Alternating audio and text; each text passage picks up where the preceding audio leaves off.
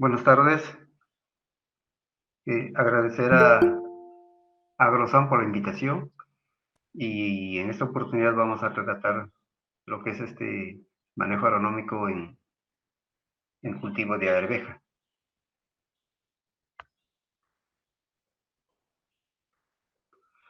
Bueno, como introducción tenemos de que más o menos son informaciones de la FAO a nivel mundial del año 2019. Entonces dice que en el 2019 a nivel mundial se produjo 21.7 millones de toneladas. Esto es en arveja verde, que sí que en grano verde. Y con respecto al en grano seco, se tuvo un 14.8 millones de toneladas.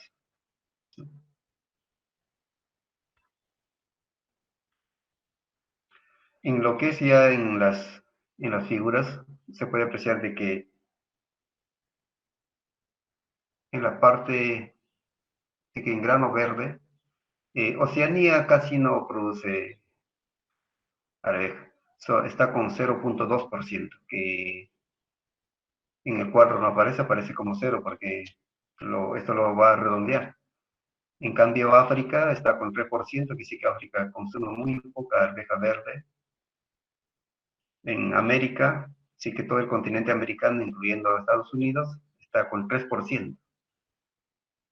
Y Europa está con 5%, y lo que casi el 89% es Asia. Todo el continente asiático consume mucha arveja en estado fresco, en verde. Y con respecto a lo que es producción mundial, en lo que es grano seco, ahí sí la cosa cambia, casi. Entonces Europa consume 37% de arveja en grano seco, Oceanía está con 2%, Asia baja drásticamente, se ubica en 18% en grano seco. Así que dan a entender de que este continente, la población tiene preferencia para grano en estado fresco. Y África se incrementa 1%, así que también consume más en grano seco que en fresco. Y con respecto a América, tanto lo que es América del Norte, América del Sur y Centroamérica, está con 39.9% de grano seco. Eso indica de que si hablamos de Perú, igual en la parte de la sierra, la gran mayoría consumen grano seco. Eso es la cosecha, luego esto lo guardan y después paulatinamente lo van consumiendo en grano seco. Puede ser en grano seco completamente o también hacen harina.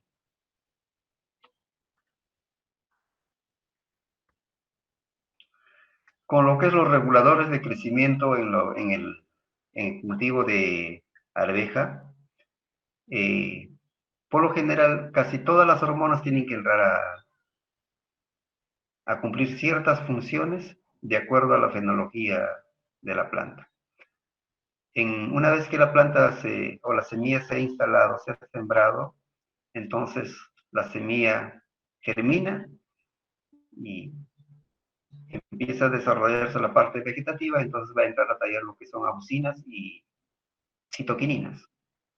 Las citoquininas generalmente va a estar presente en la parte foliar de la planta. Por eso es que se recomienda de que estas dos hormonas deben trabajar equitativamente para ganar lo que es masa foliar en la etapa vegetativa, y cuando ya la planta está conformada, cumplió el ciclo de la parte vegetativa, entonces esta planta está en condiciones óptimas de iniciar la etapa reproductiva, la parte floral, el cuajado y llenado de vainas y cosecha. Entonces se recomienda de que para tener rendimientos satisfactorios, sí que en cualquier variedad que sea, entonces lo primero que hay que iniciar es la parte vegetativa de la planta. Para eso se requieren, más adelante vamos a hablar más detallados, pero en esta parte se requiere nitrógeno, fósforo y potasio para que pueda ganar área foliar. Y una vez que desarrolla ya la foliar, entonces la planta está en condiciones de cumplir el siguiente fase fenológico del cultivo. Con respecto a lo que es la parte que incorpora del medio, entonces, este es un punto de vital importancia, no solo en arvejas, sino en cualquier especie vegetal, sea frutales, sea especies de grano. Lo importante hay que entender que el 95% de su alimentación de la planta mismo lo va a fabricar, lo va a reproducir. Prácticamente las hojas son los que se encargan de esta actividad y es una máquina que produce su propio alimento para su subsistencia. Lo que nos indica de que una planta que conserve sus hojas desde que germina hasta final de cosecha, entonces es una planta que va constantemente a estar haciendo la producción de carbohidratos a través de las hojas. Y para ello se requiere algunos elementos. Uno de ellos, por ejemplo, es el nitrógeno, que la planta debe tener alta clorofila para iniciar o hacer su desarrollo fotosintético. Y solamente el 5% es que se absorbe a través de la vía radicular. Eso estamos incluyendo también lo que es el recurso hídrico y los nutrientes que van a ingresar en esa parte, ¿no? Entonces, considerar de que mantener la planta en óptimas condiciones, la parte foliar, entonces esto garantiza que los sumideros, quiere decir que las flores y frutos, van a ser traslocados de los carbohidratos que forman las hojas. Con respecto a la estructura, esto es más o menos una diapositiva, lo que se puede indicar que si es que la planta entra en estrés hídrico, lo que va a suceder es que al estar en estado hídrico, para que la planta no muera, lo que hace es que cierra estomas. Al cerrar a las estomas, no permite que salga el agua para poder continuar subsistiendo. ¿Y qué va a suceder? Entonces igual también las estomas se cierran y el CO2 no ingresa al interior de las hojas para hacer el proceso de fotosíntesis. Si bien es cierto, se puede favorecer para que la planta mantenga turgencia, pero también se corre el riesgo de que la planta para hacer el proceso fotosintético. Y por lo tanto, entonces, los rendimientos del cultivo va a ser inferior a lo esperado, porque no está haciendo un proceso normal. O en todo caso también, si es que la planta sufrió estrés hídrico o de repente otro tipo de estrés, y eso dificulta a la planta para que continúe su desarrollo, floración, cuajado y llenado de vainas. Porque los carbohidratos que va a formar la planta, eso lo va a utilizar para que haga de vuelta una reestructuración de ella misma para corregir algunas deficiencias que tuvo cuando entró en estrés. Por eso se recomienda que durante el desarrollo del cultivo, sea la parte vegetativa o la parte reproductiva, en ningún momento de estos pasos la planta debe entrar en estrés. Caso contrario, lo que va a suceder es que los rendimientos van a ser inferiores a lo esperado, a pesar que de repente en un inicio se le dio todas las condiciones al cultivo: riego, nutrición, de acuerdo a los análisis de suelo que se realizan, y el control fitosanitario fue también de manera oportuna. Pero sin embargo, de repente en algunos de las fases entra en estrés hídrico por, por diferentes factores y la planta va a sufrir en proporción a los rendimientos, lo que uno se ha trazado o está programado.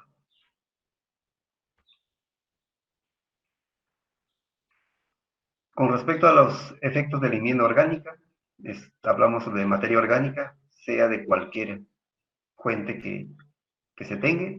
Pues también está incluido aquí lo que es compost, humus. Por lo tanto, siempre en un cultivo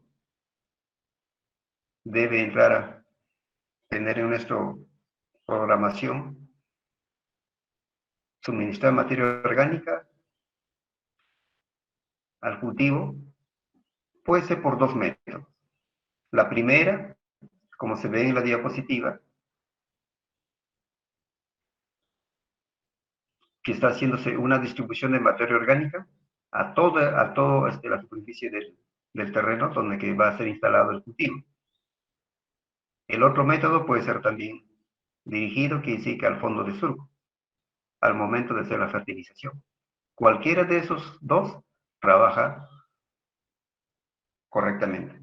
Sin embargo, tiene algunas ventajas cuando se hace a través del surco, al fondo de surco, porque aquí se va a tener mayor volumen de materia orgánica que está dirigido a la planta.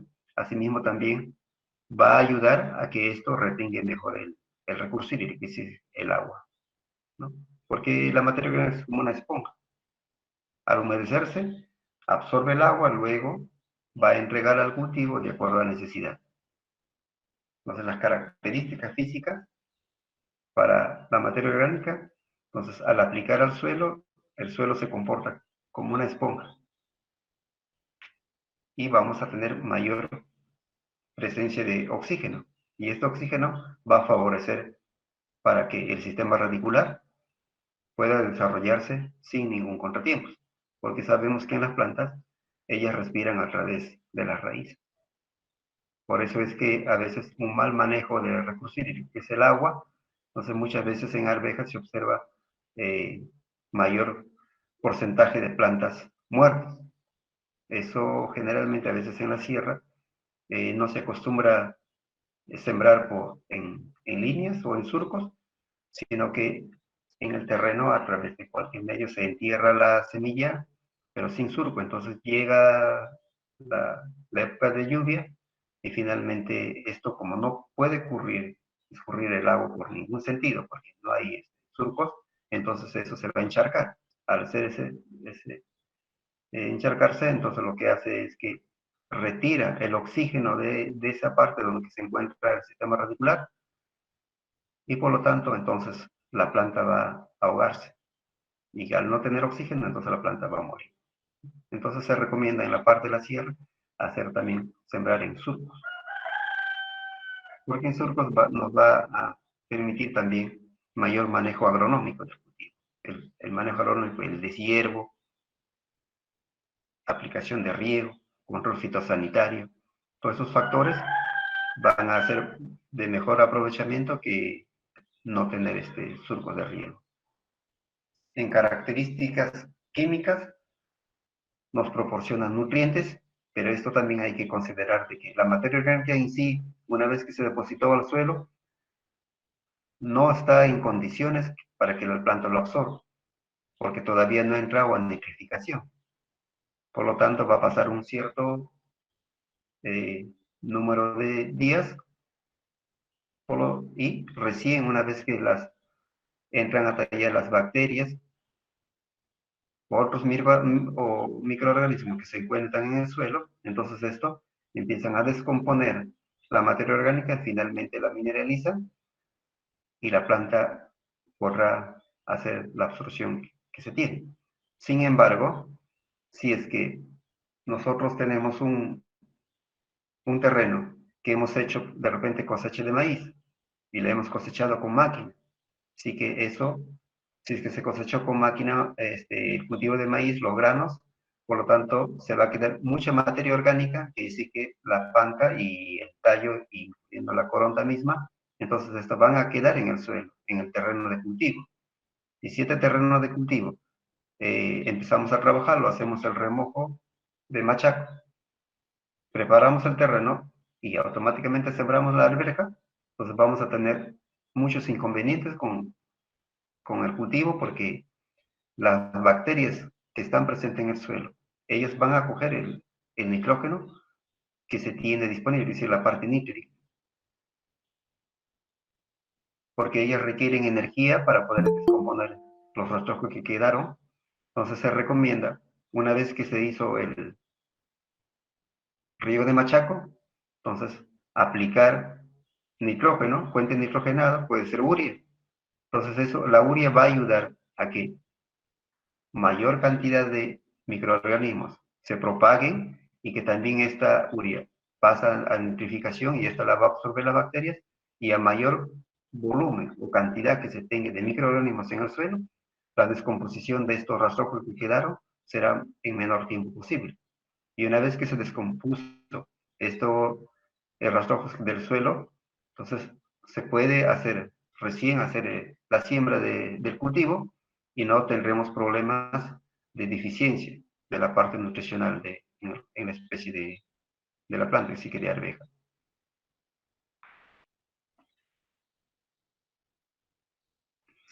Con lo que es los tipos de materia orgánica, esto es relaciones a lo que es carbono nitrógeno. Si observamos en esta parte, por ejemplo, lo que es alfalfa, tiene una relación de carbono nitrógeno 25. Quiere decir que al tener menor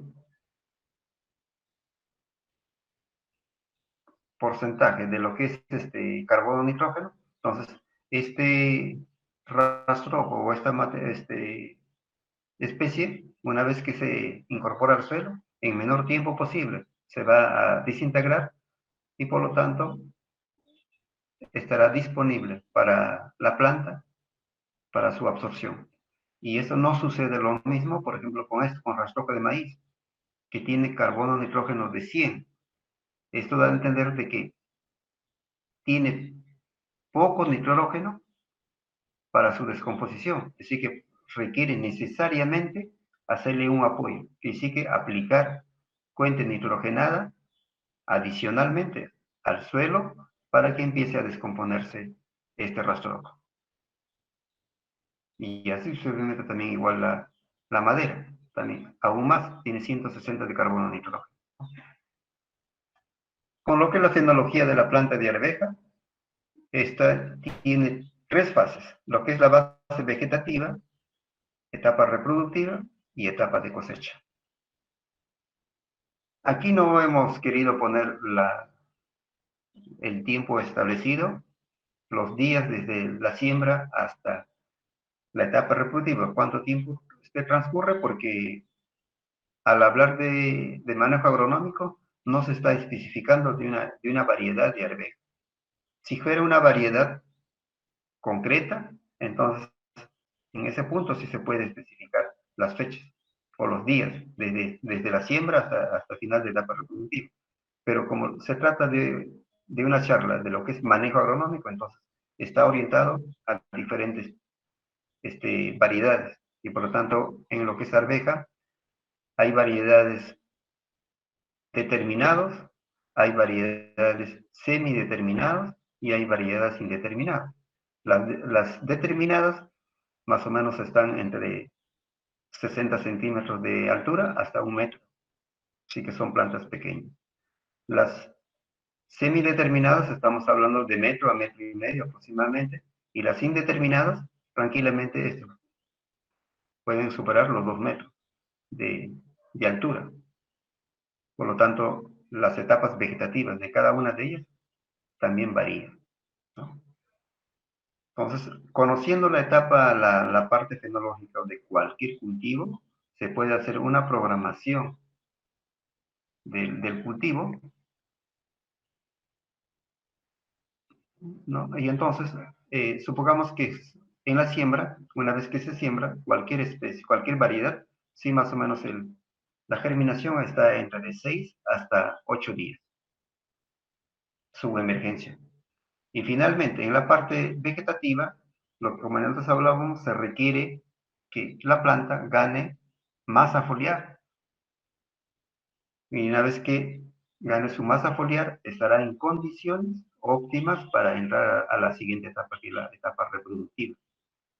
Sin embargo, si es que no se tiene una masa foliar bien conformada, entonces la planta entrará a la parte reproductiva, pero con alguna deficiencia.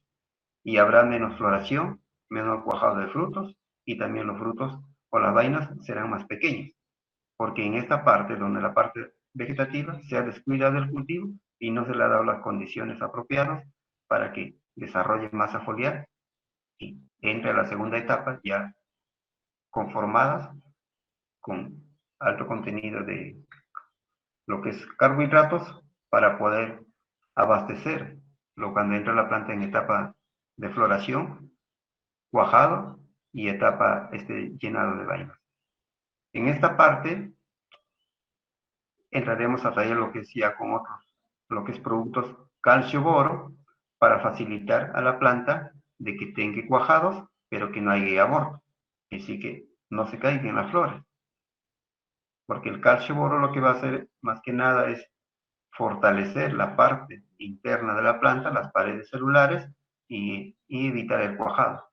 Desde luego, si la planta no está en óptimas condiciones, entonces siempre va a haber cuajado, es algo de forma natural, porque la planta solamente va a mantener lo que ella puede abastecerse de nutrientes.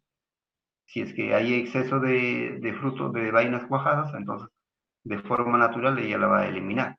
Y eso es lo que no se quiere. Cuanto más vainas se pierden, entonces los rendimientos van a ser inferiores.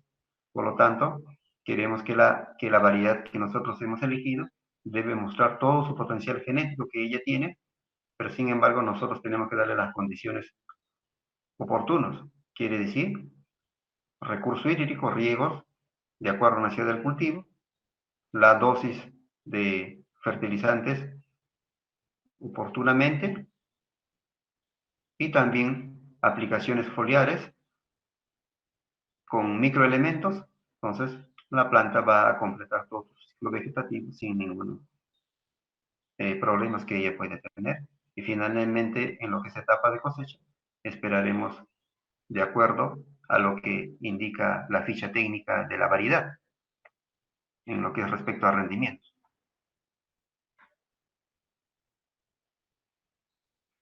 Con lo que es requerimientos de clima, la variedad o la especie de arveja, por lo general es una planta C3. Al ser una planta C3, de 3 carbonos, entonces requiere temperaturas intermedias, de 15 a 18 grados centígrados, suelo franco arenosos, y con un pH de 5.5 a 6.5,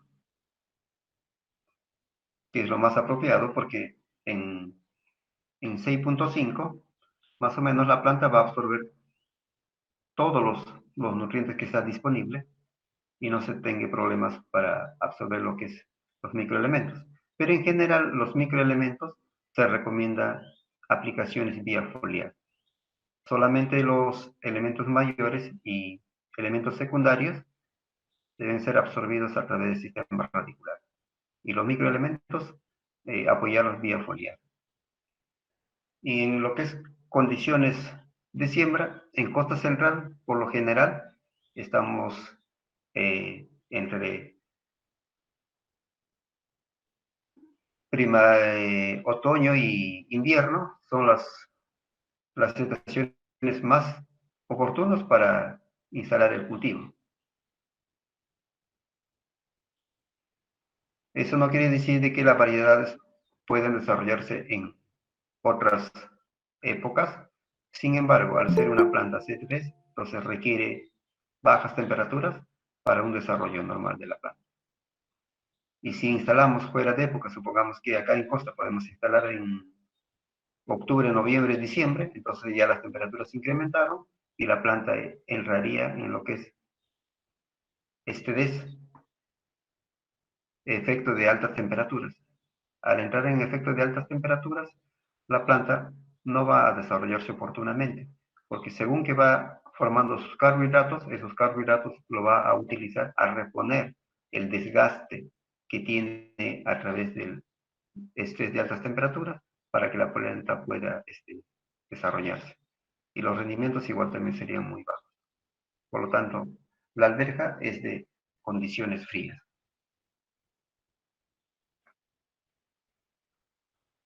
En lo que es preparación del terreno, hay que tener ciertos aspectos que desarrollar. La primera es hacer una buena preparación de tierra, ¿no? Si es que tenemos rastrojos, de repente de cultivos anteriores, como en antes hablamos de maíz, puede ser de camote u otros especies vegetales que por lo general quedan rastrojos, no pajas. Entonces, gradear primero una grada cruzada, como se ve en la diapositiva, es un campo de lo que se cosechó maíz. Entonces, hacer una grada cruzada para poder triturar eh, más pequeños lo que ha quedado el tronco y las raíces y así descomponer en menor tiempo posible. Y luego se hace un riego de machaco profundo, que dice un riego eh, con alto volumen de agua, y esto también nos va a ayudar a controlar también la parte, lo que es plagas, lo que queda, las larvas que han quedado de la parte del maíz, otro cultivo, entonces también igual se va eh, a ahogarse, va a morir aquí en lo que es en el riego de machaco, también es un control de plagas. Una vez que se retiró el agua, antes que se termine de percolarse el recurso hídrico, el agua, entonces, si es que hay pajas, hay que aplicar urea, porque puede ser también nitrato, o puede ser nitrato de amonio, puede ser también sulfato de amonio. Las dos fertilizantes, con la fuente nitrogenada, es que el nitrato de amonio tiene el 33% y el sulfato tiene el 21%. Así que, en cambio, el urea tiene 46%, entonces prácticamente tiene casi el doble. Por lo tanto, se recomienda entonces aplicar urea porque tiene mayor concentración de nitrógeno. Por hectárea, 2 bolsas de urea se distribuye equitativamente a todo el terreno, que sea por hectárea. Entonces, eso conjuntamente con el agua se va a percolar y eso va a favorecer a que los microorganismos que están presentes y se puedan reproducirse, masificarse y finalmente pueda descomponerse la materia que tiene los rastrojos de paja, entonces descomponerse en menor tiempo posible para luego pues hacer la preparación del terreno. Una vez que se tiene el terreno, entra en capacidad de campo, entonces pasamos a preparar el terreno. Para esto podemos utilizar diferentes aperos agrícolas. Si es que el terreno tiene presencia de granulometrías, quiere decir que, por ejemplo, de repente piedra, ¿no? Entonces, por lo general se recomienda utilizar arados de vertedera, quiere decir que reja, porque si vamos a utilizar el arado de disco, entonces esto, al ver presencia de piedras, entonces lo que va a hacer es que el arado no va a estar en una profundidad constante, generalmente va a estar con ondulaciones. En cambio, el arado de reja no, cumple otra función diferente. La del arado de reja, al tener una punta, entonces ella no tiene ningún inconveniente. En cambio, el arado de disco, el disco gira y por lo tanto va a saltar el disco, ¿no? En cambio, si tenemos, por ejemplo, rastrojos, que justo estamos hablando que este campo que sea de maíz, entonces es conveniente utilizar, si es que no hay piedras, entonces arado de disco. El apero agrícola que sea disco va a cortar el rastrojo que queda y por lo tanto entonces va a triturar en tamaños más pequeños y que esos pueden, conjuntamente con el cultivo ya instalado en la alberga, puedan seguir descomponiéndose más la humedad que se va a tener a través del río, ¿no? Luego que hemos terminado lo que es ya la preparación del terreno, con lo que es la vertedera, va a quedar de esta forma. Finalmente utilizamos lo que es arado de gradas, pero grada liviana, no una grada pesada, como se ve en esta diapositiva, son gradas muy pesadas. Entonces lo que va a hacer, si utilizamos estas gradas pesadas, que hacía en la nivelación del terreno, lo que va a hacer es, va a compactar el suelo, porque las gradas pesan mucho. En cambio, estos son gradas muy pequeñas, discos pequeños, entonces lo que se está haciendo es que se están nivelando el suelo y también se está triturando algunos terrones que quedan, ¿no? Para tener un terreno más homogéneo y finalmente que a la hora de instalar o sembrar las semillas no puedan estar impedidos de germinar. Porque muchas veces si es que se instala en terrenos que tengan alta presencia de terrones, entonces algunas semillas no van a poder levantar el peso del terrón. Por lo tanto, se requiere que sean más triturados de menor diámetro.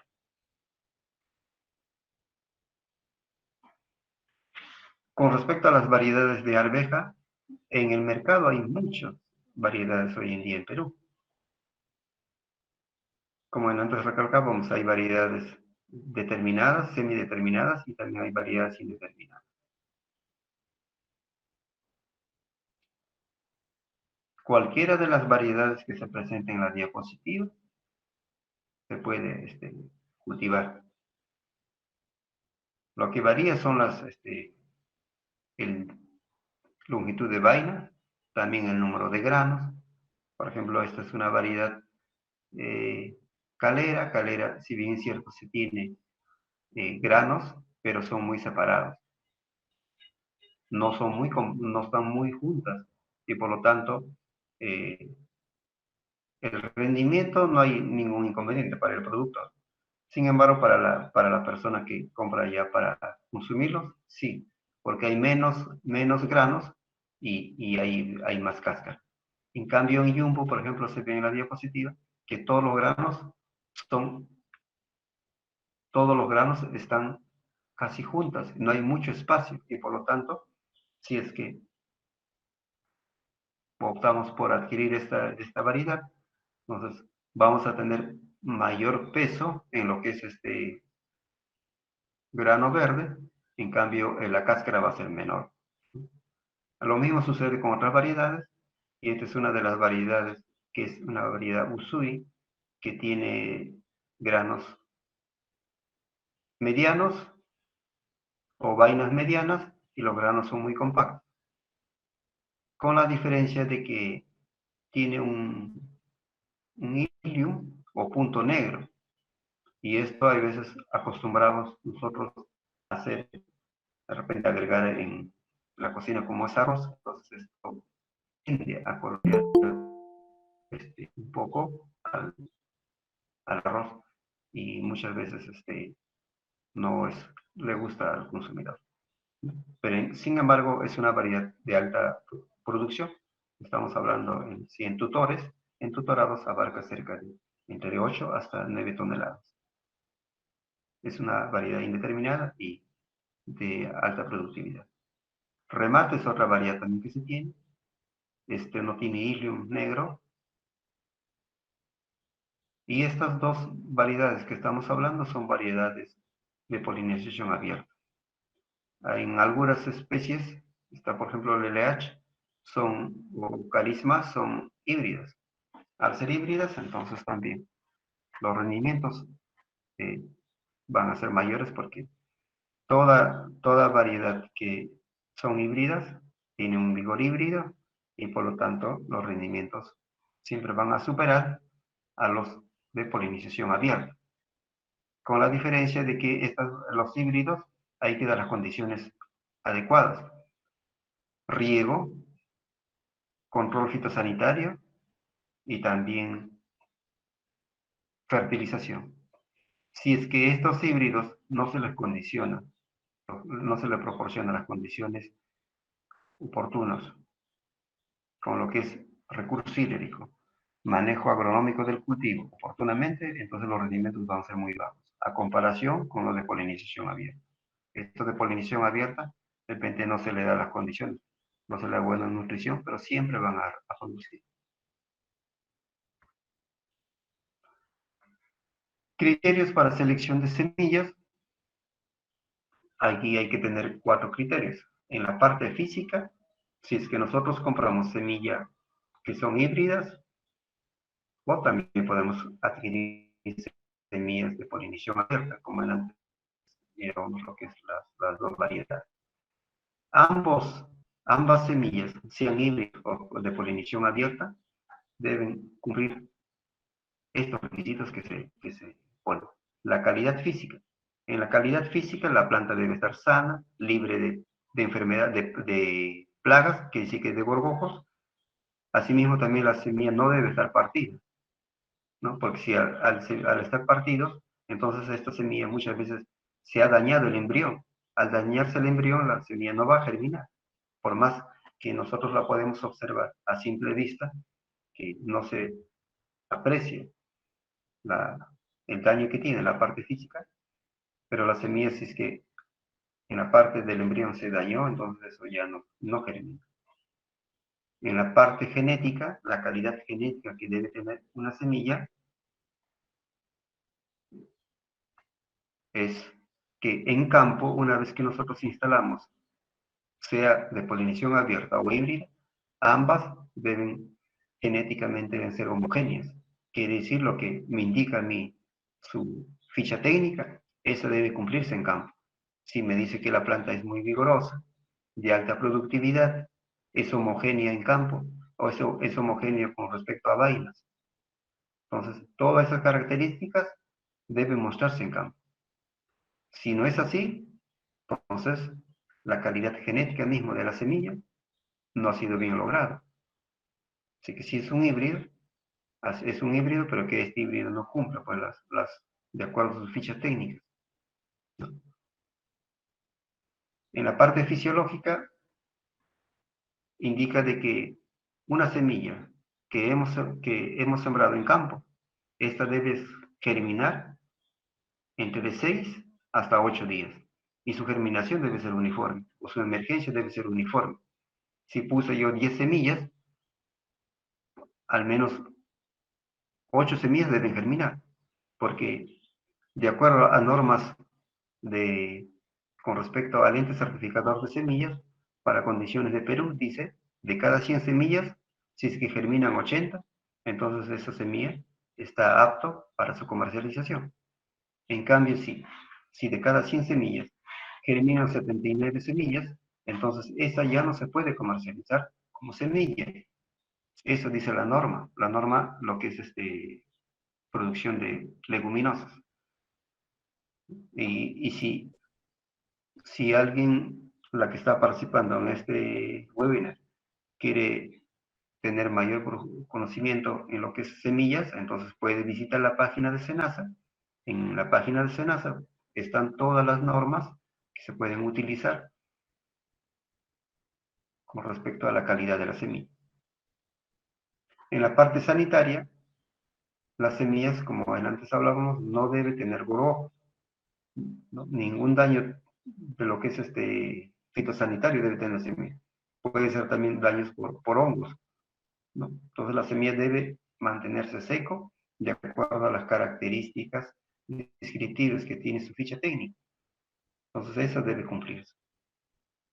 Y lo último, antes de instalar la semilla, entonces, si es que nosotros adquirimos las semillas, podemos hacer una prueba de germinación antes de llevarla a campo. Si es que son semillas híbridas, son semillas muy caras y por lo tanto podemos utilizar de repente 50 semillas y esas 50 semillas la ponemos en unas bandejas con tierra o puede ser también con arena, ¿no? La idea es que que estén húmedas, luego se siembran las semillas, se tapa o se cubre con el mismo arena o tierra que se va a utilizar en una bandeja. Luego de 4 o 5 días, se observa que la planta debe germinar.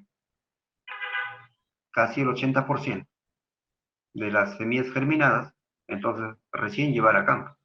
Porque caso contrario, si es que adquirimos semillas y estas están por debajo del 80% de poder germinativo, vamos a tener muchos inconvenientes en campo una vez estamos instalados. Hay que hacerlo recalza. Y en agricultura, como cualquier otra empresa, siempre estamos para tener rentabilidad. Y para tener rentabilidad, nuestros costos de producción no deben ser muy altos, siempre mantener los costos de producción bajos para una mayor rentabilidad. Y si es que llevamos una semilla que su poder germinativo está menor de 80, nuestros costos se van a incrementar porque vamos a comprar más semilla, vamos a utilizar más mano de obra. Y eso no es conveniente. Por eso se recomienda, antes de llevarlo, hacer la prueba de germinación.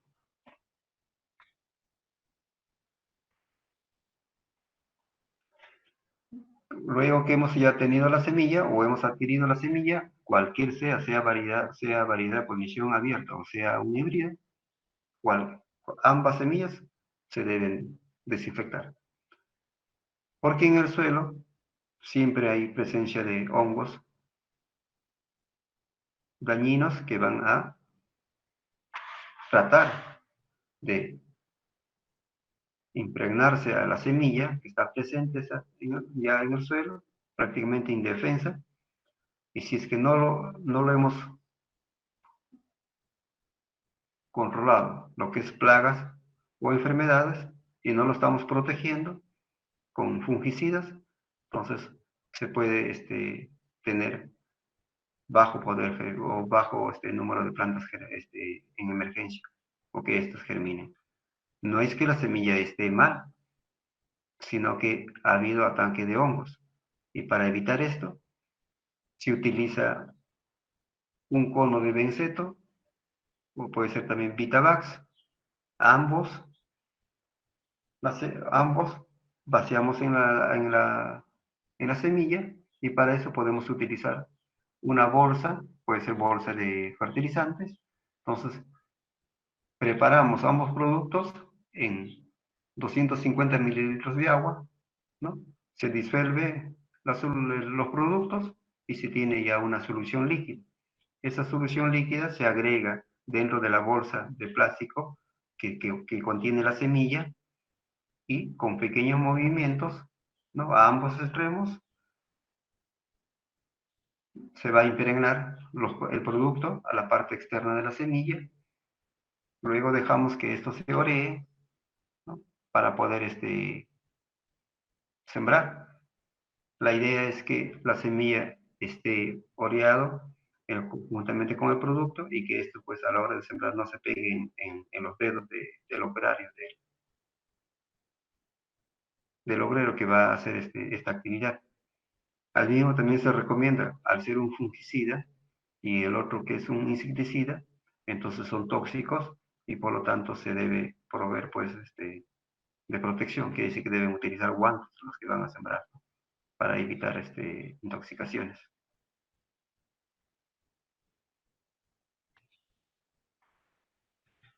Con respecto a los métodos de siembra, hay dos formas. En sistema entutorado, quiere decir que se conduce con palos de forma vertical. Para ello, se recomienda, sea cualquier variedad, pero lo más recomendable para los entutorados son variedades semideterminadas y variedades indeterminadas, porque estas, como nosotros hablamos, crecen de 1.5 metros hasta 2 metros de altura. Entonces, en estas condiciones, se puede utilizar en tutores. Así que hacer crecer a la planta de forma vertical. Si es que la planta es menor de 1 metro, no necesita o no requiere hacerlos en tutorado, porque los tutores son un gasto adicional que se tiene. Por lo tanto, entonces, la variedad que se desarrolla menos de 1 metro, esto debe ir postrado. Es lo más conveniente. Entonces, con respecto a lo que es la siembra para tutores, se abren los surcos o las líneas de riego para sembrar, y luego se depositan las semillas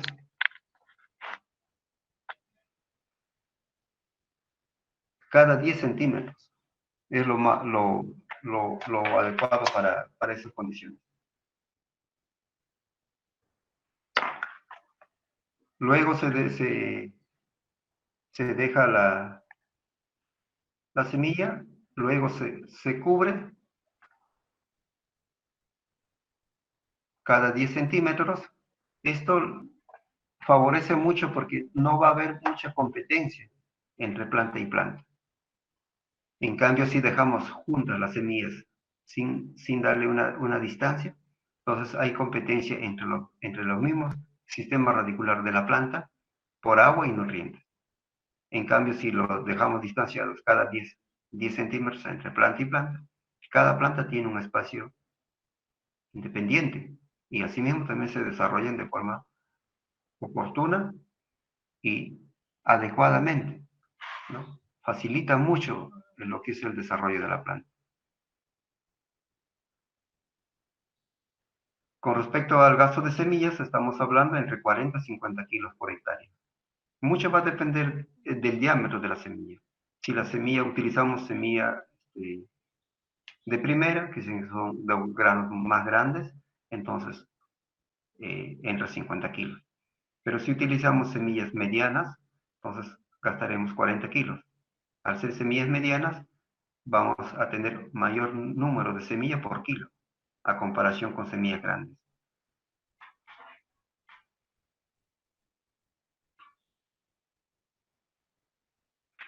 El otro método de siembra es postrado en resurgo de 1 hasta 1.8 metros, distanciamiento entre golpes 0.3, que dice que 30 centímetros entre planta, semilla por hectárea 40 kilos, porque si vamos a sembrar a 1.8 va a haber menor número de plantas por hectárea, y por lo tanto también habrá menos gasto de semilla.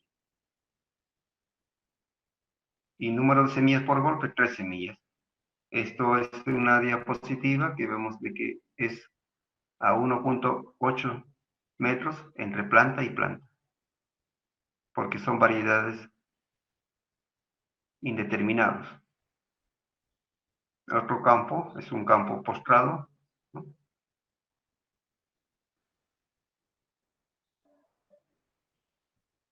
Los riegos deben ser de manera oportunos.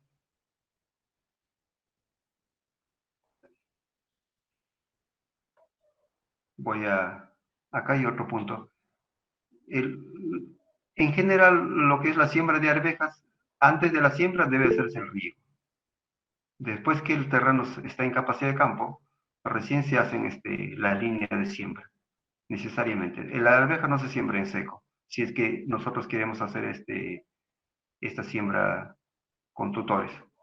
Tiene que ver humedad. Porque si sembramos en seco, hay un desmoronamiento a la hora que nosotros hacemos las líneas y por lo tanto muchas semillas van a quedar muy superficialmente y algunas de ellas no va a ser cubierto por la tierra, entonces se tiene problemas de germinación.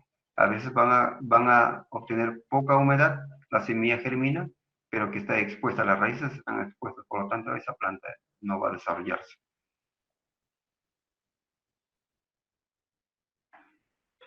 Con respecto a riegos, ya en antes explicábamos, riegos oportunos, pero ligeros.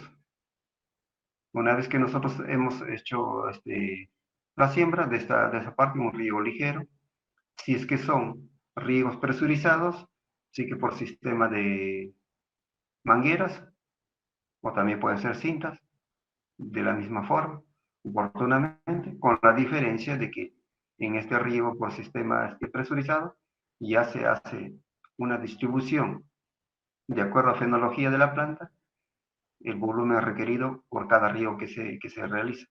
Porque en este sistema necesariamente hay que regar la planta dependiendo de las condiciones del suelo, muchas veces diario o interdiario.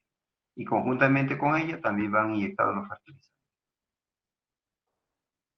Este es una siembra que se ha hecho a surco simple, sí que independiente tienen su cinta de riego.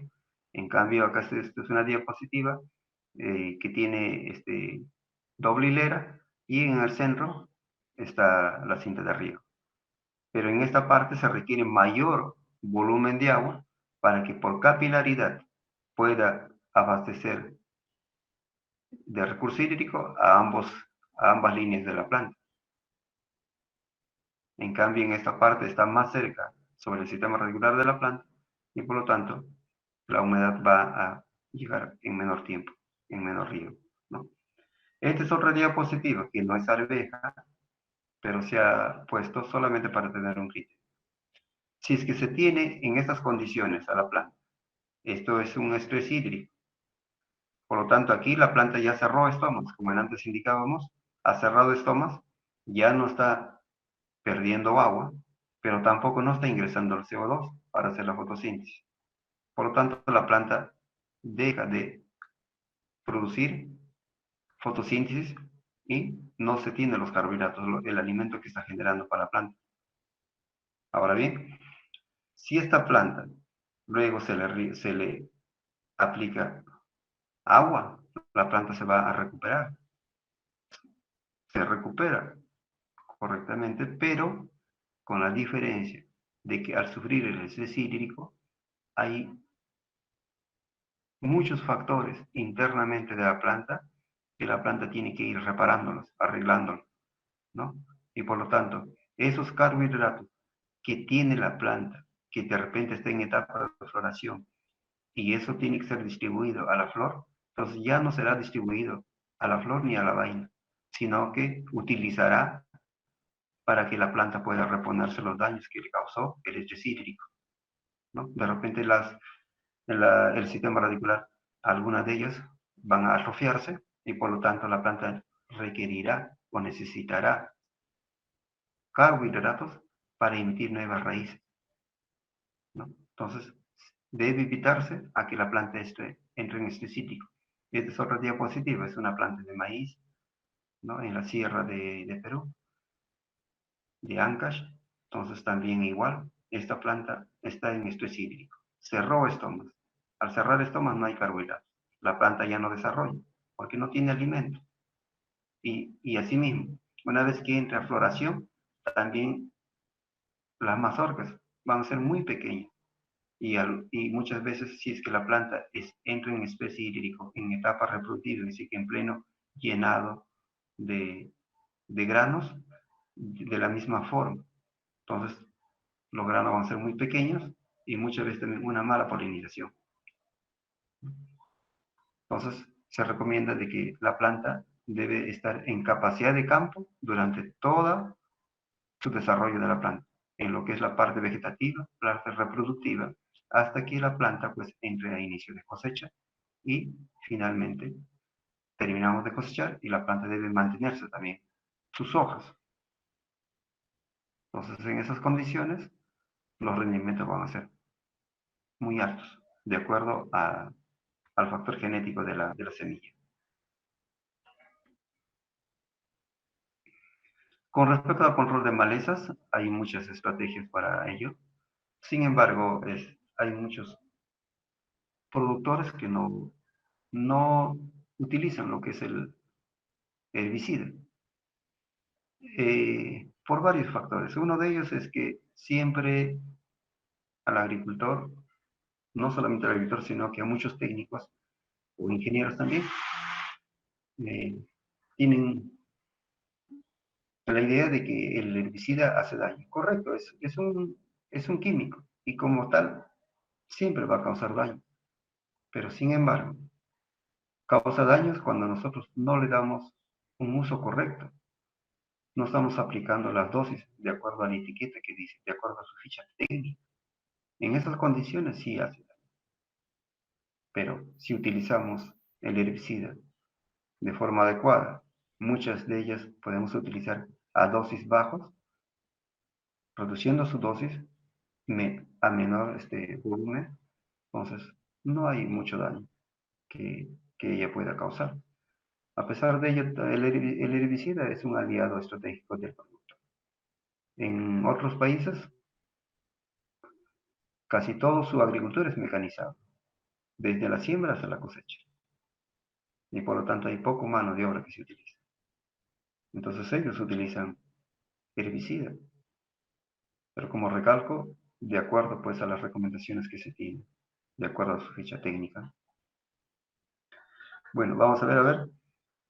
Este es un campo que utilizamos nosotros el glifosato. quiere decir que su nombre comercial, hay mucho nombre comercial, pues no es que me acuerdo, es el Randa. El Randa mata todo. No queda nada una vez que se aplicó este producto. Es un herbicida sistémico, ¿no? Y por lo tanto, entonces, mata todo, sí. Pero lo que se puede hacer es de esta forma. Hemos dicho que para sembrar la alberja se tiene que regar el campo. Regamos el campo, el terreno, y luego una vez que hemos regado, van a germinar las semillas que quedaron de las malezas. Todas las malezas van a germinar lo que está presente, más o menos a 5 centímetros de profundidad que está la semilla, ellas van a germinar. Pero las semillas que están más profundas, también si encuentran humedad, van a germinar, pero como el distanciamiento es muy largo, dice casi 10 centímetros, entonces ella no tendrá la fuerza suficiente para poder emergir hasta la parte superior de la tierra, hasta la superficie de la tierra. Por lo tanto, ellos van a ahogarse. Pero los que están de 5 centímetros hacia arriba, todas las semillas van a germinar. Entonces, esperamos entre 5 o 6 días después de nuestro primer riego, todas las semillas germinan y ahí es el momento que vamos a aplicar el herbicida, no dirigido al surco. Entonces aplicamos glifosato 1 litro por hectárea, que estamos hablando solamente de 500 mililitros por 200 litros de agua. En cambio, de acuerdo a la ficha técnica de este herbicida, dice que tenemos que aplicarlo 3 litros por 200 litros de agua. Así que 3 litros por cilindro. En cambio, aplicamos medio litro por 200 litros de agua, medio litro de glifosato por 200 litros de agua, cuando la maleza o la plantita de la hierba tenga entre 1 a 2 hojas verdaderas o hasta 3 hojas verdaderas. Que sí que son plantas muy pequeñas. En esas plantas muy pequeñas, entonces son muy susceptibles al efecto de herbicida, sea cualquier herbicida que se aplique, ¿no? Entonces, al aplicar a esas condiciones, el control va a ser muy eficiente, porque toda maleza que se le aplica en sus primeros estadios, el control es eficiente. Sin embargo, si nosotros aplicamos malezas de 4 o 5 hojas, necesariamente para ver el efecto, tenemos que, la dosis se tiene que casi duplicar o triplicar. Entonces, en esas condiciones, sí, va a quedar mucho residuo de herbicidas en el terreno de cultivo. A pesar de ello, el glifosato también, al ser sistémico, entonces llega al suelo y se va a desintegrar las moléculas del herbicida, sin que haga efecto a la planta después de la siembra. Entonces es una aplicación de glifosato que se hizo en este campo. Como se ve, el poder germinativo de la semilla o la emergencia de la semilla ha sido eficiente, casi al 100%. No hay efecto de herbicida. Y en estas condiciones vamos a utilizar menos mano de obra con lo que es control de malezas, ¿no? En cambio, en este campo, en la otra diapositiva, se observa, hay muchas malezas. Acá no se controló con ningún herbicida. Por lo tanto, de repente pueden decir de que se va a controlar con lo que es cultivo, con aperos agrícolas cuando hacemos el cambio de surco. Es cierto, la gran mayoría lo va a matar, pero no lo va a matar lo que está conjuntamente con la alberja. Si creo que está muy junto a la alberja, eso no lo va a controlar. Y eso necesariamente tenemos que utilizar mano de obra, es decir, que personal para que pueda eliminar las malezas. Y hemos dicho de que en lo que es agricultura debemos mantener nuestro costo de producción bajos para tener rentabilidad. Y por lo tanto, entonces, utilizando este herbicida, aplicando al campo con herbicidas, lo que es costo de producción se reduce drásticamente. La otra posibilidad de utilizar también, si no es glifosato, es paraquat. Paraquat es un herbicida quemante, que dice que una vez que se le aplica a la maleza, entonces esto en cuestión de horas, si es que se aplica en altas temperaturas, Entonces esto va a controlar. Al ser una maleza quemante, rompe las moléculas internas de la hoja y finalmente esto seca la planta, ¿no? Sin embargo, si es que nosotros utilizamos paraquat en una gramínea, o sea, cualquier gramínea, va a controlar la parte superior de la planta, quiere decir que controla, lo seca. Sin embargo, las rizomas de esa gramínea están intactas, porque al no ser sistémicos, ellas se encuentran por debajo del suelo y el control no es efectivo. Pero si queremos controlar la parte externa en estas condiciones de esta diapositiva, sí, pero debe ser dirigida, porque estamos indicando de que es paraquat, no es selectivo, es de amplio espectro. Quiere decir que si le cae a la alberca lo va a matar o lo va a quemar. Por lo tanto, debe ser utilizado de forma dirigida, con una boquilla que se tiene, como aquí en esta última diapositiva, está aplicando herbicida de forma dirigida, así que a una distancia de la planta. Y también tener en consideración de que los herbicidas generalmente hay que aplicarlo a las primeras horas del día, porque cuando no hay viento. Pero si la velocidad del viento se incrementa, por lo tanto eso también traslada por medio de esto hacia las plantas y también vamos a tener, no en lo que es paraquat no lo va a matar a la planta porque son moléculas que va a llegar muy pocas, pero sí vamos a observar hojas que están quemadas como puntos, ¿no? Si es que hay mucho viento. En cambio, si aplicaríamos glifosato, aunque sea a volúmenes, a dosis muy bajos, de 500 por hectárea, y le cae a la planta, esta sí le va a afectar, posiblemente lo va a matar. O si no lo mata, pero va a quedar ya efecto del herbicida en el cultivo. Y por lo tanto, sus rendimientos de esta planta va a ser muy bajos. Ya ha sido afectado el cultivo por la planta misma, ¿no? Y el otro herbicida que se puede utilizar es fluvacifobutil. Esto se utiliza cuando hay malezas de hoja angosta, quiere decir que son gramíneas. Por ejemplo, uno de ellos sería grama china, que es el sorghum alepense.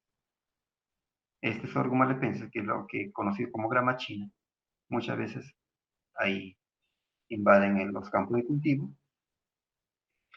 Entonces, se puede aplicar conjuntamente a la planta, que es a la planta de maíz, y donde que también esté la maleza o la gramínea. Si es que está pegado a la planta, no hay ningún inconveniente aplicar todo el campo, sin excepción, entre arveja y las malezas, porque el fluvacifobutil es un producto muy selectivo, así que solamente va a afectar a la maleza, pero a la arveja no lo va a afectar, no lo quema, al ser selectivo. Entonces, no hay ningún inconveniente. Se aplica 500 mililitros por hectárea. No, 1 litro por hectárea y 500 mililitros por 200 litros de agua. Y en una hectárea, por lo general, entra 400 litros de agua. Así que 2 cilindros de 200 litros, ¿no?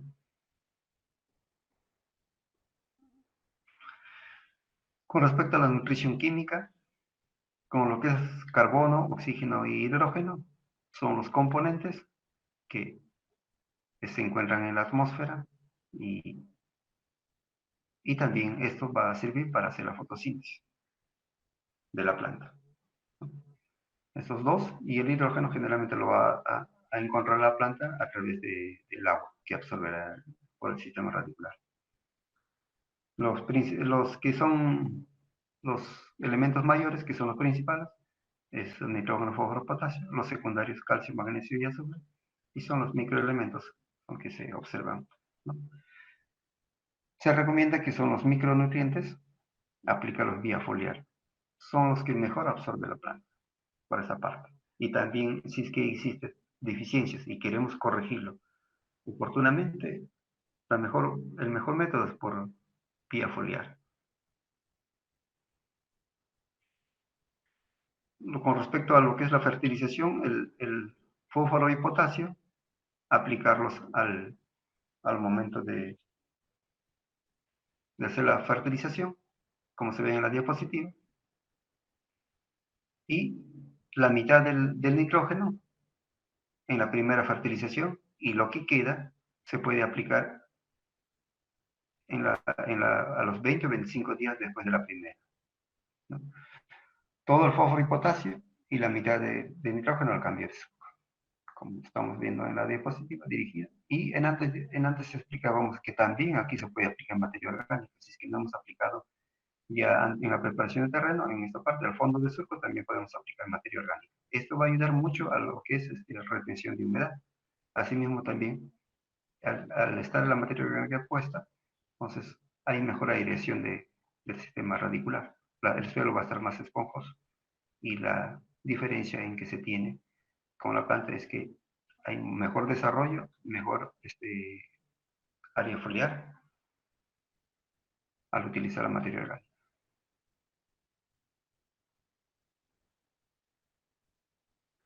Con relación a esta, es una diapositiva que se jaló, no es netamente de arveja, pero para tener un panorama, este es de cultivo de tomate. Pero hablemos de porcentaje. Sin fertilizantes, más o menos nos va a producir un 60% o un 50%. Solamente si le aplicamos nitrógeno, entonces llegaremos casi a un 80%. Si le damos nitrógeno fósforo, se incrementa a 85%. Si le damos los tres elementos, nitrógeno, fósforo, potasio, estamos llegando casi al 90% de nuestra productividad. Y si le agregamos elementos mayores y elementos secundarios, pues aún se incrementa a, ¿no?, porcentajes mayores lo que es este rendimiento. Y si utilizamos lo que son elementos mayores, secundarios y más los microelementos que hemos hablado que lo podemos apoyar vía foliar, entonces tendremos el 100% de rendimiento de cualquier variedad de alberja que se tenga, ¿no? Entonces es un criterio que se tiene que en el cultivo debemos aplicar tanto los elementos mayores, elementos secundarios y los microelementos. Pero también aquí hay que considerar de que al ser una leguminosa, entonces la alberja también fija nitrógeno atmosférico, que sí que lo que se encuentra en la atmósfera, en el medio ambiente, a través de bacterias. Entonces las fija de forma, primero, de forma como amonio, y finalmente después pasa a nitrato. Sin embargo, muchas veces, como antes explicábamos, puede ser que un terreno que hay rastrojos, que requiere descomponerse, entonces los nutrientes o los que quedaron en la parte en el suelo van a ser absorbidos por las bacterias o los microorganismos que se encuentran en el suelo, y los que está absorbiendo a través de las bacterias la misma planta del medio ambiente, entonces también ellas pueden ser aprovechados por la planta.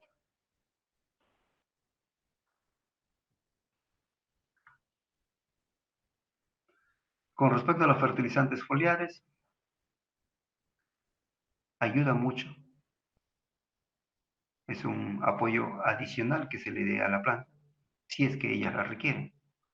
Sin embargo, es necesario hacer entre 2 hasta 3 aplicaciones de fertilizantes foliares de acuerdo a la fenología de la planta. En la etapa vegetativa, aplicar fertilizante que tenga mayor contenido de nitrógeno. Cuando la planta entra a etapa de floración y reproductivo, aplicar fertilizante que tiene menos nitrógeno, pero más fósforo y menos potasio. Luego que la planta cuajó y inicia el llenado de vainas, entonces para darle un acabado final, aplicamos un fertilizante que tenga menos nitrógeno, menos fósforo y más potasio. Ahora, si queremos, no tenemos programado hacer este tipo de aplicaciones, pero sí estamos programando hacer aplicaciones foliares que tengan fertilizantes nitrógeno, fósforo, potasio equitativamente. Por ejemplo, uno de ellos sería 20-20-20. Entonces también sí se puede hacer. Pero en lo que es en la etapa vegetativa, más nitrógeno, reproductivo al inicio, fósforo, para un acabado final, potasio, son los más recomendables y son los que mayores rendimientos pueden lograrse. Y conjuntamente con dos aplicaciones de lo que es elementos menores.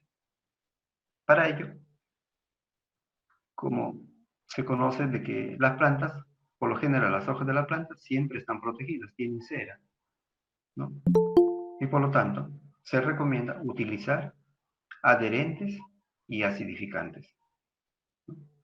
Acidificantes para bajar lo que es el pH del agua y el adherente es para que la planta las moléculas de agua que está yendo conjuntamente con los fertilizantes foliares puedan impregnarse de forma homogénea en la hoja. Y de esta forma, entonces, hay mayor aprovechamiento. Al estar todas las estomas de la planta abiertas, entonces va a poder mejor aprovechamiento, porque va a permanecer más tiempo, porque el humectante, el adherente, lo va a proteger. Sin embargo, si no se utiliza adherente, entonces va a ser en estas dos figuras. Las moléculas del agua van a ser más grandes, por lo tanto, al ser la planta de la alberja ceroso, así que tiene cera, y esto se va a escurrir. Va a aplicarse, sí, pero luego esto rebota de la hoja y cae al suelo, y lo cual no es aprovechado, porque el objetivo es que el fertilizante se aproveche vía foliar, es decir, que a través de las hojas ingresan al interior de la planta.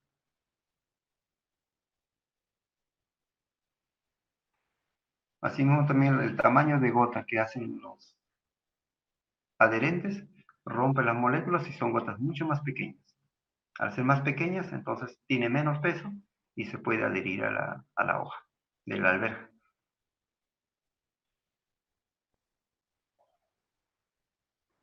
Luego que se ha hecho el aporque o la fertilización, se empieza a hacer el cambio de surco.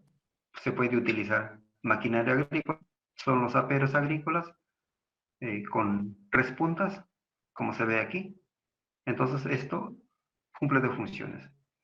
Se elimina las malezas, se cubre el fertilizante y también ayuda a la oxigenación del suelo, ¿no? Al estar compactado, entonces de vuelta se remueve la tierra, hay mayor contenido de oxígeno y por lo tanto la planta tendrá un mejor desarrollo. Luego que se utiliza el cultivo, luego se hace el cambio de surco, que son los surcos principales donde que va a ir el recurso hídrico. Si es que no hay estas dos posibilidades, también hay la tercera, que se puede hacer también a través de jornaleros. Pero lo más conveniente es esto, si es que estamos en lugares donde que existe el apoyo de maquinaria agrícola, puede ser mecanizado. Y si en condiciones de lugares donde que no hay equipos agrícolas o de repente el terreno tiene pendientes y no es adecuado para que pueda operar la máquina, entonces recurrimos a lo que es el tapado con pala, ¿no? Esta es otra diapositiva, ya es con tutores. Si es que se ha entutorado la planta, se han puesto los palos, entonces ya es necesario. No hay posibilidad de que entre maquinaria agrícola. Entonces, para ello, se recurre a lo que es tracción animal, con arado y a través de caballo. O también puede ser en otros, ¿no? Como en sierra que se utilizan los bueyes.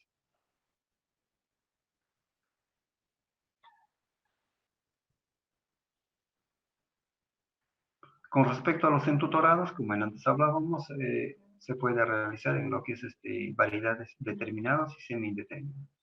En esos dos se utilizan tutores. En cambio, si la variedad crece menos de 1 metro, es necesariamente hay que cultivarlo en postrado. Los tutores, mucho va a depender también. Si la planta es semideterminada, utilizaremos tutores o palos de menor diámetro. Pero si crecen hasta 1,8 metros, se utiliza tutores de mayor diámetro, porque la planta pesa. Y si no, va a suceder como esta diapositiva.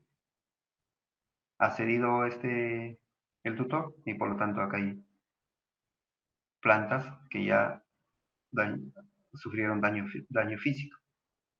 Los tallos se van a dañar, van a romperse, y así va a avanzar y finalmente hay muchos problemas porque van a caer más tutores.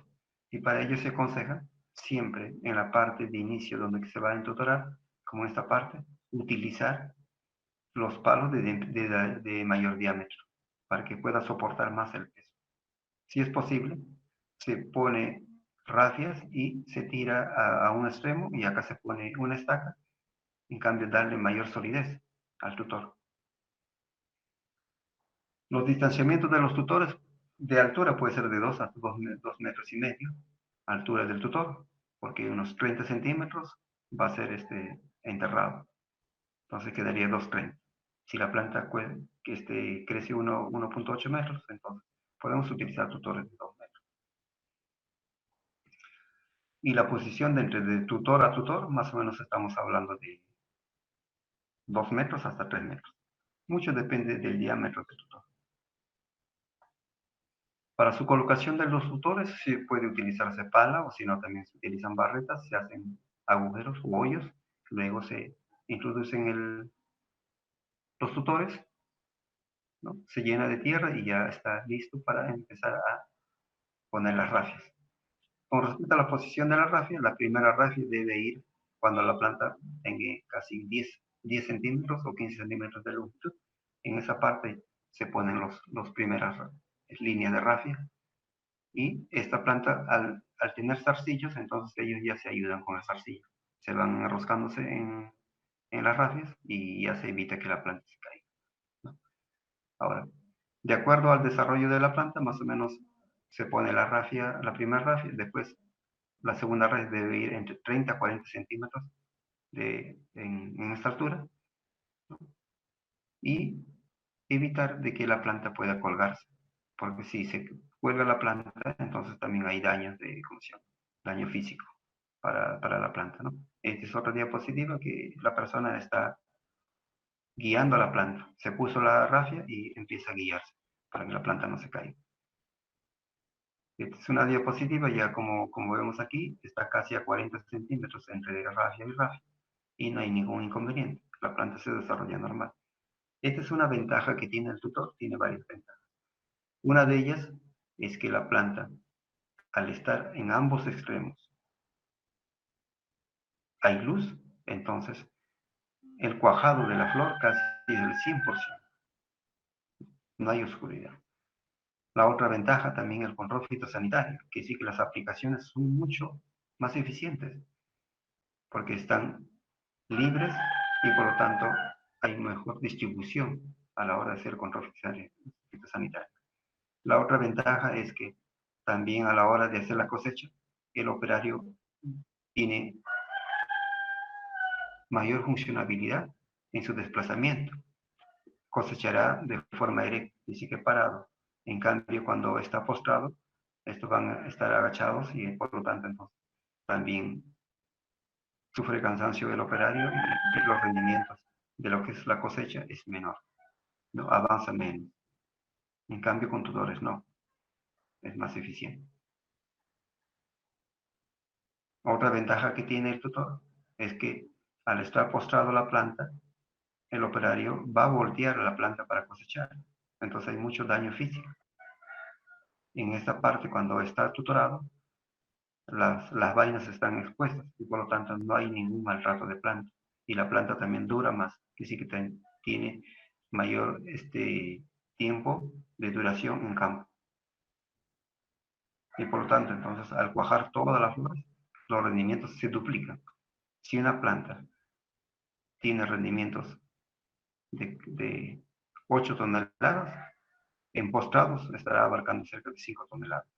En cambio, cuando es con tutores, los rendimientos van a ser mayores, más o menos será entre 8 toneladas. Porque todo se aprovecha. Hay mayor facilidad de cosecha, de entutorado, control fitosanitario, menor daño por aves. Hay muchas ventajas utilizando tutores. Y la desventaja sería de que el costo es adicional, porque cada tutor más o menos estamos hablando de 3 soles.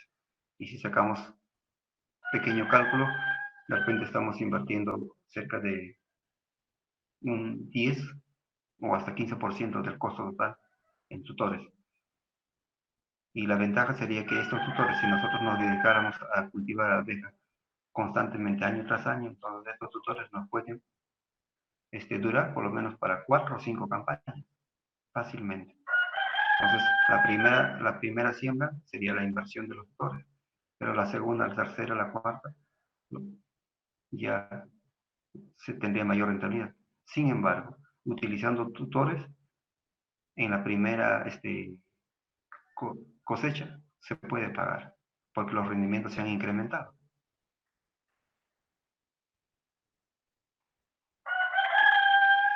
Con lo que es el manejo integrado de plagas, hay gusano de tierra, que son los Agrosepsilon y Feltiexperta.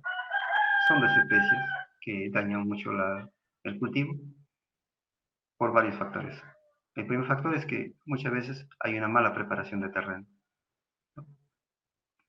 Al haber una mala preparación de terreno, por lo tanto, entonces quedan las larvas de estos lepidópteros y las larvas van a pupar, pasan a adulto y finalmente, cuando la planta ya hemos instalado, de ahí ya el adulto está presente y por lo tanto vamos a tener mucho problema con lo que es gusano de tierra. Cuando la planta ya está un poco más duro, lo que es el tallo, entonces el gusano lo que va a hacer es solamente come la corteza de la planta, donde está ubicado casi el floema.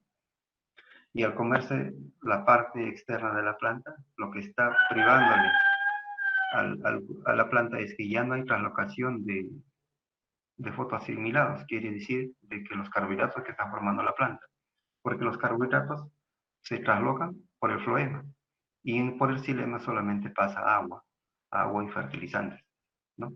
En cambio, los carbohidratos que forma la planta, que producen su alimento, se trasloca a través del floema, hacia abajo y hacia arriba. Y si el gusano cortó ese corteza, lo que es del floema, entonces la planta va a morir porque ya no va a tener alimentos. Se tiene que tener cuidado. Entonces, el control fitosanitario se puede hacer de esta forma. Hacer las aplicaciones en la tarde, que siempre se acostumbra, ¿no? Porque muchas veces se hacen los controles fitosanitarios para control para el tierra, pero en la mañana. Así que a primeras horas se levanta un operario a 5 de la mañana, a las 7 ya sacó su tarea o a las 8 termina. Pero terminó 8 de la mañana y ha pasado muchas horas hasta que el gusano de tierra haga este activo. Porque al ser nocturno, ellos esperan que anochezca y recién ahí entra a buscar sus alimentos el gusano de tierra. Y si pasó mucho tiempo, ya la efectividad del insecticida ya no está al 100%. Bajó mucho la efectividad por condiciones de temperatura, de repente hay rayo de sol, no sé, muchos factores que pueden suceder. Para eso se recomienda hacer aplicaciones de las 2, 3 de la tarde, porque un cilindro más o menos 2 personas sacan pues en 2 horas. Entonces, si las 3, las 5 terminaron su actividad, solamente quedará 1 hora. Luego de ahí, ya el gusano ingerirá las moléculas del herbicida y finalmente el efecto será mortal para él.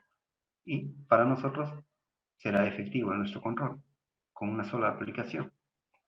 Y si le agregamos melaza de caña, que sirve como atrayente, por el olor, la efectividad del producto va a ser mayor.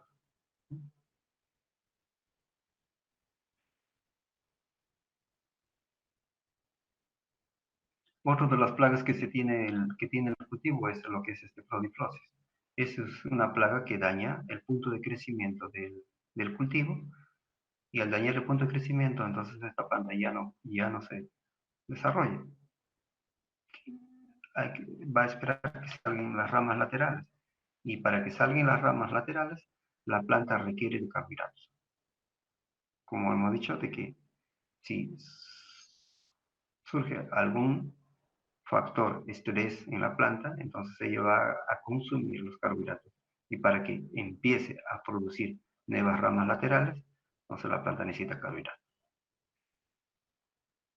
Y si es que no los tienen o no los ha producido oportunamente, entonces estas plantas van a quedar muy pequeñas, muy reducidas y los rendimientos son muy bajos cuando se tiene este problema de prodiplosis, ¿no? Para ello, hacer los controles de forma preventiva o hacer monitoreos de las plantas, hacer evaluaciones constantes cada 3 días, si es que hay inicio de postura, porque las posturas son muy pequeñitas y muchas veces no se puede observar. Hasta las mismas larvas hay que tener lupas para poder observarlas, si es que uno no tiene buena visión, ¿no? Entonces, para ello podemos utilizar cualquiera de estos productos. Puede ser imidacloprid o espirotetra, que es el Movento, imidacloprid, que es Confidor, uno de ellos. Entonces puede ser rotativo. Pero primero hacer aplicaciones con espirotetra es muy efectivo y se recomienda pues no hacer más de 2 aplicaciones y luego combinar. Y si es que el daño es mayor, ya no es posible controlar con esto porque crearon resistencia en el cultivo, regalarlos, entonces puede recurrirse a aplicaciones de azufre con nuestras máquinas azufradoras, sea azufre en polvo o más clorpirifos en polvo. Por cada bolsa de azufre en polvo se puede poner hasta 2 kilos de clorpirifos para poder controlar. Ese es en últimas instancias, ese es el último recurso que se tiene para hacer los controles. Luego, una vez que se ha hecho esos controles, se controló, pero de repente todavía quedan posturas, entonces esas se eclosionan y para romper el ciclo, después de 3 días, hacer una aplicación de espirotetra. Entonces se rompe el ciclo, una vez que se rompió el ciclo, ya hacer las aplicaciones cada 8 o 10 días y la planta, una vez que empiece a desarrollarse, ya no tiene problemas de prodiplosis porque al, al estar más sólido, más compacta la planta, tiene buen vigor y por lo tanto entonces la planta se va a desarrollarse de forma normal. Pero el problema que se presenta en la prodiplosis es cuando está recién en inicio de germinación y desarrollo de las primeras hojas verdaderas. Ese punto es lo que se tiene que cuidar mucho al albergue.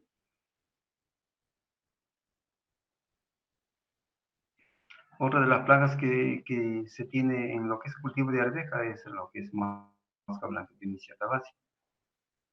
Esta Bemisia tabaci lo que hace es que se pone debajo del en vez de las hojas y succiona la savia, que dice que el azúcar, ¿no? Y muchas veces si es que no hay un control eficiente, entonces crea también fumagina. Así que sus excrementos, ahí se posa un hongo y ese hongo ya mancha la hoja. Al manchar la hoja, entonces ya no facilita mucho para que haga fotosíntesis la planta. Al no haber fotosíntesis también la planta queda muy pequeña y muchas veces cloróticas, amarillentos. Otro de los problemas también que se tiene que nos ha puesto en esta diapositiva es el pulmón, el Apis sp. Entonces, de la misma forma, el mismo producto que controla lo que es, lo que es prodiplosis también controla lo que es mosca blanca y también el ácido, que es el pulmón, imidacloprid o espirotetra, cualquiera de esos dos productos. Hay muchos más productos que se pueden utilizar. Estos son productos muy selectivos. Hay otros productos que son de amplio espectro, ¿no? Pero la desventaja es que a veces utilizamos productos de amplio espectro, es que mata todo. También mata los controladores biológicos. Y los controladores biológicos, por naturaleza, para que se vuelva a restablecer, se demora mucho más tiempo. En cambio, estas plagas, en menor tiempo posible, se va a regenerar, ¿no?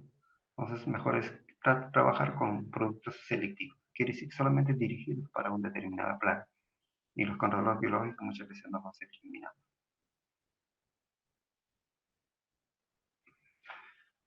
La otra plaga que se tiene es la mosca minadora, es una plaga muy veloz, voraz para dañar las hojas. Son moscas que ponen o depositan dentro de la hoja, ¿no? En la parte superior de la hoja. Luego la larva eclosiona en el interior de la hoja y esto empieza a taladrar. talarla, si es que no hay controles, entonces prácticamente la hoja va a morir, se seca y muere. Y como la planta forma carbohidratos a través de sus hojas, es una fábrica, las hojas, entonces es conveniente y recomendable de que las hojas deben estar intactas. Para ello hay hacer los controles oportunamente. Entonces puede utilizar siromacina, que es un ras laminar, ¿no? Así que se posiciona cae la gota en la parte superior de la hoja y esta va a atravesar hacia al otro extremo. Entonces, al ser un ras laminar, hay un control eficiente. También podemos utilizar avermectina. Este está mal escrito, es con B grande, ¿no? La avermectina también es un producto ras laminar, también controla la ligromisa. Y la deltametrina es un adulticida. Así que esta deltametrina podemos combinarlo con cualquiera de estos dos. Controlamos, estos son netamente larvicidas. Controlan solamente la larva de la mosca minadora. Entonces aplicamos deltametrina conjuntamente con la siromacina. Esta siromacina controlará las larvas que están y la deltametrina va a controlar el adulto. Entonces hacemos doble control. Y el otro control que también da buen control es que utilizamos plástico amarillo, pero para ello lo tenemos que impregnar de cola entomológica, que sí que pegamento entomológico, ¿no? Tan igual como utilizamos en las casas para controlar la mosca doméstica, ¿no? A veces en la calle venden lo que es pegamentos en un recipiente amarillo, entonces son colas entomológicas que han puesto, entonces la mosca se va a pegar. Se pegan y este operario viene ahí espantando, rozando la planta y la mosca solamente al ver movimientos, entonces vuela y se va a impregnar en el plástico. Y eso también es un control eficiente, ¿no? Es un control eficiente, es un control natural y no se contamina pues, el producto.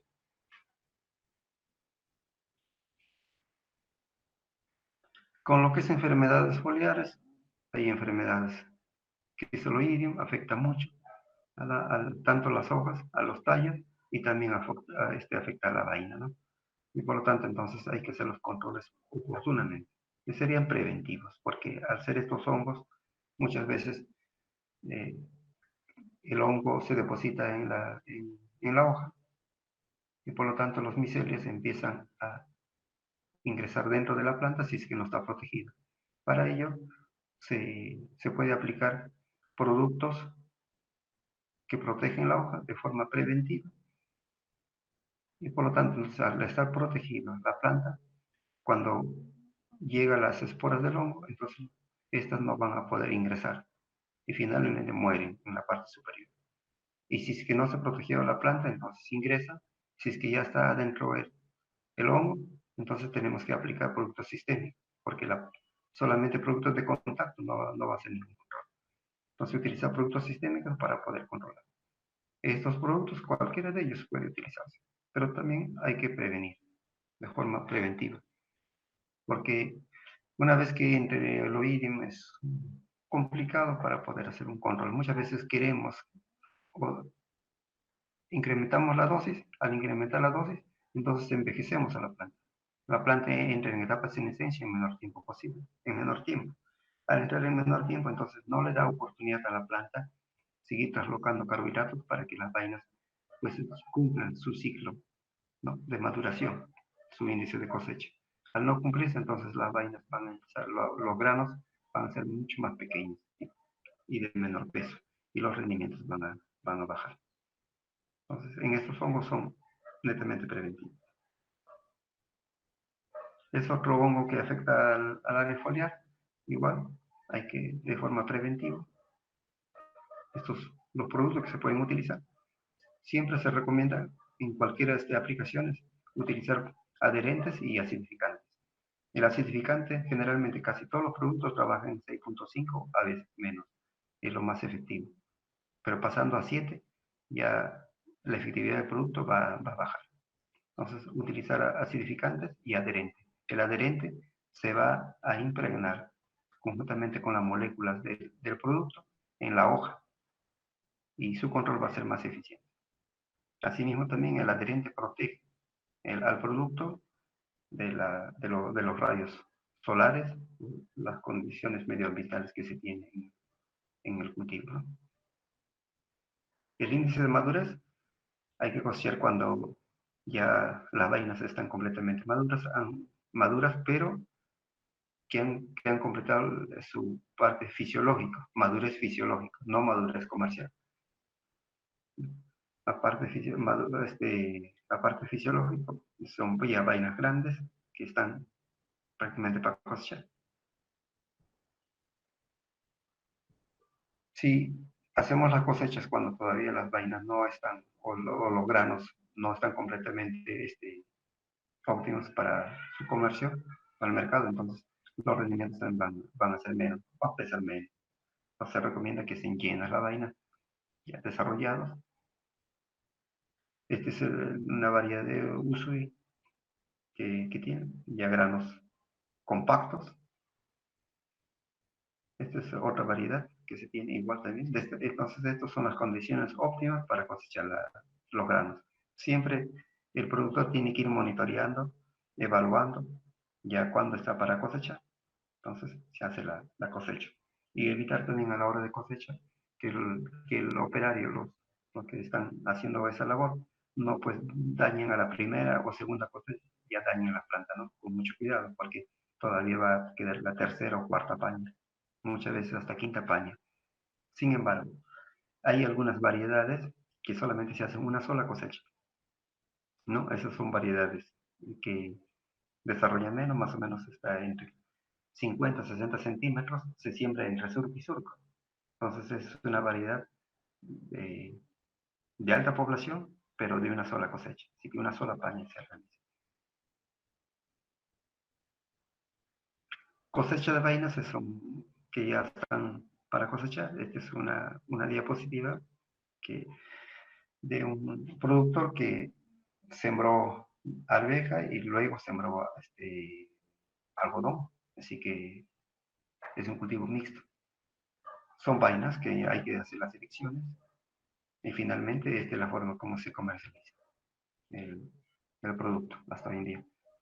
Esperemos que mejore su volumen que se tiene, ¿no? Porque son sacos muy grandes y eso dificulta no su transporte, sino simplemente para el carguillo del producto. Entonces, eso es todo. Esperamos que haya sido de su agrado.